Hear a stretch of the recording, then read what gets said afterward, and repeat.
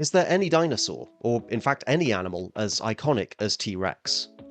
The giant Cretaceous carnivore has been capturing imaginations ever since the discovery of its first remains in the Rocky Mountains back in the late 1800s.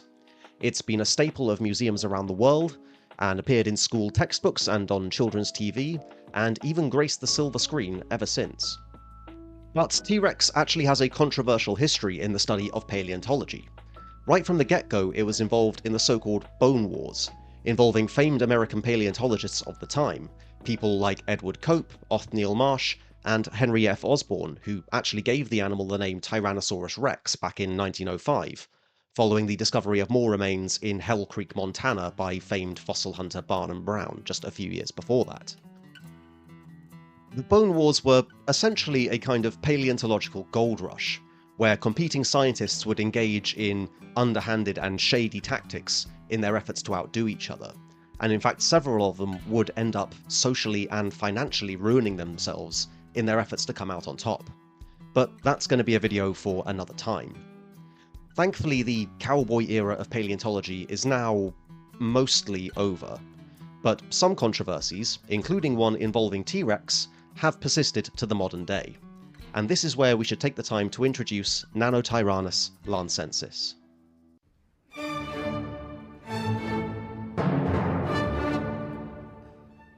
A skull was discovered in Montana in 1946, in many ways resembling the skull of T-Rex and other tyrannosaurs, only much smaller. It was originally assigned as a new species in the genus Gorgosaurus within the tyrannosaur family, and the name Nanotyrannus didn't come until much later in 1988, in a paper that claimed the skull belonged to a tyrannosaurid that was in fact not a close relative of T-Rex, despite some anatomical similarities and the fact that they lived in roughly the same place at roughly the same time. However, this sparked a debate among paleontologists, as not everyone was convinced. The skull was shown to come from a juvenile animal, and that led many to argue, based on the similarities in anatomy and their coincidence in space and time, that this animal was in fact a juvenile T-Rex, and not just a distinct smaller species. That debate went back and forth for decades, with different experts and researchers claiming that the growing number of specimens of these small tyrannosaurs either represented immature T-Rexes or an entirely different genus and species, Nanotyrannus lancensis.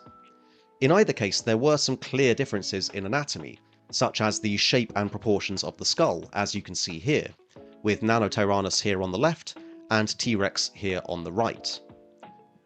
The supporters of the baby T-Rex theory thought that these differences could be explained by the fact that the animal was still a juvenile, it was still growing and developing, and would essentially grow out of these differences on its way to becoming an adult T-Rex. Meanwhile, the Nanotyrannus supporters argued that the differences were simply too great for that to be true. Something that is uncontestable though is the sheer difference in size between the two animals.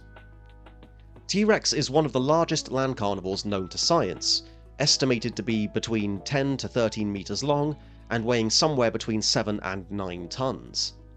Nanotyrannus, on the other hand, is much smaller, reconstructed to be only 5 meters long and probably weighing less than a ton at full size.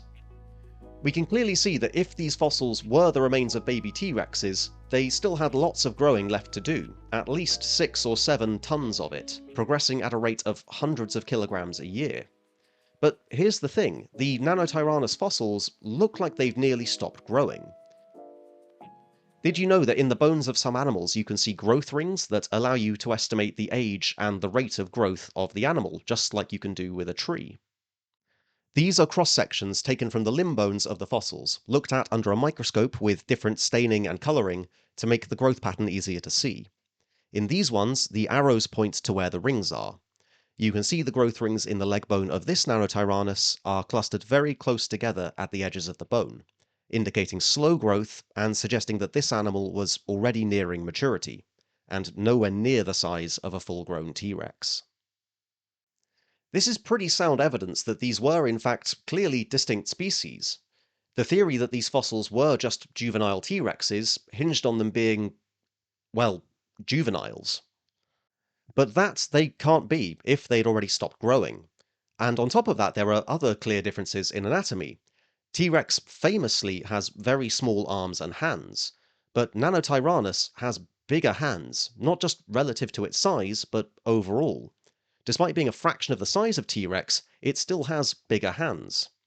T-Rex also has fewer teeth than Nanotyrannus, but that's not as funny as the tiny little arms. I could keep going by saying that Nanotyrannus has a shorter tail than T-Rex, containing something like 5 to 10 fewer vertebrae, a number that is, by the way, determined during the embryonic stage of development, and so cannot be explained away by the animal still growing to maturity. But I think you get my point by now.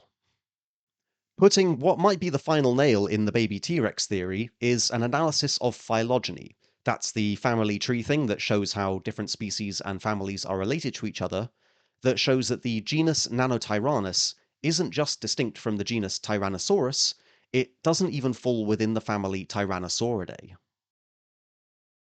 For the arguments to flip now, and for Nanotyrannus fossils to turn out to have just been baby T-Rexes all along, someone would have to prove that T-Rex developed and grew and matured in a way that is truly bizarre, completely unique among the archosaur reptiles, and in a way that makes its juveniles so distinct from its adults that they don't even look like the same family of dinosaur.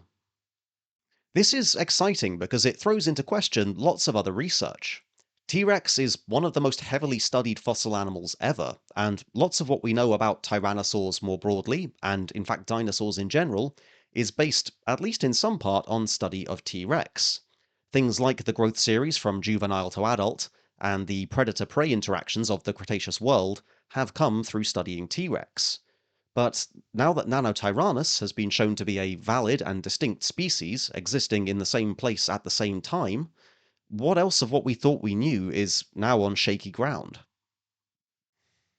Something else that's really exciting about this is that the research is unfolding right now. The articles that I'm citing in this video have only been published inside the last 2 years, with the most recent coming out in late 2025, just a couple of months before this video was released. There's still so much to contest and argue about the prehistoric world, and there is active debate raging over all sorts of extinct fossil creatures. I should really do a Spinosaurus video at some point. So, to conclude, multiple streams of evidence, including things like the bone growth rings, the differences in anatomy like the size of the hands and the length of the tail, and the family tree reconstruction, all indicate that Nanotyrannus, the small king, is its own distinct species, and not just a baby T-Rex. Thank you so much for taking the time to watch. This is still a relatively new and growing channel, and if you like what you've seen today, please consider liking the video and subscribing to the channel to see more.